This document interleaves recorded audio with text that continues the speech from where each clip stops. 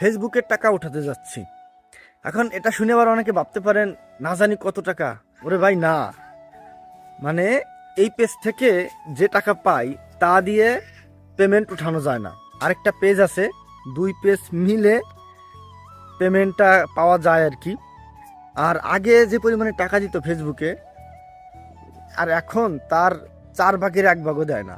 আগে 1 মাসে আমি 1 লক্ষ টাকা পর্যন্ত ইনকাম করছি, বাট এখন এখন পেমেন্টও পাওয়া যায় না।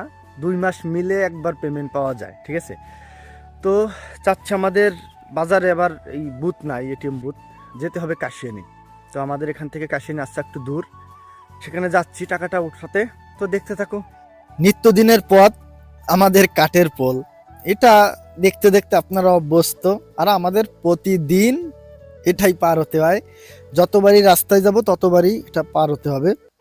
এরপরে রাস্তায় গিয়ে গ্রামেরই ভাই ব্রাদার গাড়ি আছে তার গাড়িতে উঠে বাজারের দিকে রওনা দিলাম। সাথে ছিল আরেক কাকা।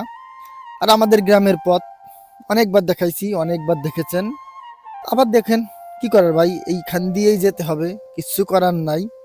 অবশেষে আমাদের রামদিয়া বাজারে পৌঁছে গেলাম। আজকে রামদিয়া বাজারে ভিড় খুব কম ছিল, কারণ শুক্রবারে আমাদের এখানে বন্ধ থাকে, যে কারণে লোকজন সংখ্যা একেবারে কম। এরপর সেখান থেকে গোপালপুরের দিকে রওনা দিলাম। এক বন্ধুবর সাংবাদিক লিঙ্কন, তার সাথে দেখা হলো, এক গাড়িতে যাচ্ছিলাম। তো সে গোপালপুর থেকে গেল, আমি ওখান থেকে কাশিয়ানী গেলাম। আর গোপালপুর যাওয়ার যে রোড, ও ভাই, এই রোডের কথা আমি কি বলবো। এই রোডের প্রেমে আমি সব সময় পড়ে যাই। কি সুন্দর রোডটা, দেখলে আমারই মন প্রাণটা একেবারে জোড়ায় যায়। কি সুন্দর দৃশ্য দেখছেন, একেবারে গ্রামের মেঠোপথ। এরপরে গোপালপুর বাজারে পৌঁছে গেলাম। সেখানে মাছ ওঠে প্রচুর পরিমাণে, তো মাছ দেখতে গেলাম। দেখি যে অনেক ভিড় হয়েছে, ভাবলাম কি কি মাছ ওঠে একটু দেখে আসি। দেখি বিশাল বড়, ঠিকই রুই না কাতলা বুঝতে পারলাম না, মনে হয় রুই মাছ। এরপর দেখি দেশি শিং, এই দেখুন এই যে শিং মাছ অনেকগুলো। আর পাশে বাজার হয়েছে।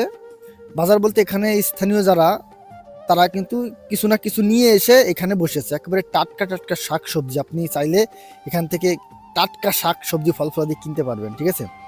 অবশেষে আমার বাস চলে আসলো, বাসে করে কাশিয়ানী যেতে হয়।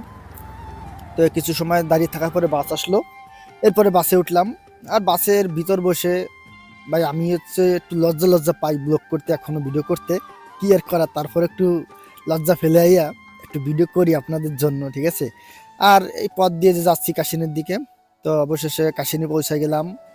সেখানে নামলাম, নেমে একটা ভ্যানে করে বললাম যে ব্যাংকের কাছে যাব। তো সেই ভ্যানালা আমাকে ব্যাংকের কাছে নিয়ে গেল। কাশিনী বাজারও আজকে লোকজন কম, কারণ ওখানে লোকজন নেই। এমনি কাশিনী বাজারটা আমার ভালো লাগে না। অবশেষে আমি সেই ব্যাংকের কাছে পৌঁছে গেলাম। এই যে হচ্ছে ব্যাংক, ডাচ বাংলা ব্যাংক। ব্যাংকের ভিতরে ঢুকলাম এবং টাকা তুললাম। এখন কথা হচ্ছে, অনেকে বলে ভাই টাকা নাকি বলা যায় না, কত টাকা তোলো সেটা নাকি দেখায় না, মানুষে বলে না। আরে ভাই, যারা লাখ লাখ টাকা ইনকাম করে তারা দেখায় না, কারণ তাদের শত্রু বেড়ে যায়। আর আমি কয় টাকা ইনকাম করি আপনাদের দেখাচ্ছি, ভালো করে দেখেন যে কত টাকা ইনকাম করলাম। মুখ দিয়ে আমি বলি নাই, এখানে বসাচ্ছি, আপনারা দেখে বুঝে নিন যে কত টাকা আমি উঠাইছি, ঠিক আছে। তো এই হচ্ছে টাকা, সামান্য কয়টা টাকা, ঠিক আছে। এটা দিয়ে কিচ্ছু হয় না, জাস্ট এই নেট খরচটা, এমবি খরচটা হয়। এরপর রামদি বাজার আসলাম। তো সর্দার কাছ থেকে বললাম একটা ব্রাশ দাও, দাদা ব্রাশ দিল 50 টাকা 40 টাকা নিল ব্রাশ কিনে। এরপরে কিছু সিঙ্গারা, পুরি, বেগুনি কিনলাম, কিনে বাড়ি আসলাম। আর যাদের সাথে আড্ডা মারি, ভাই ব্রাদার, ভাইপো, তারা একসাথে বসে এগুলো খেলাম। আর কি, আজকের মতো ব্লগ শেষ।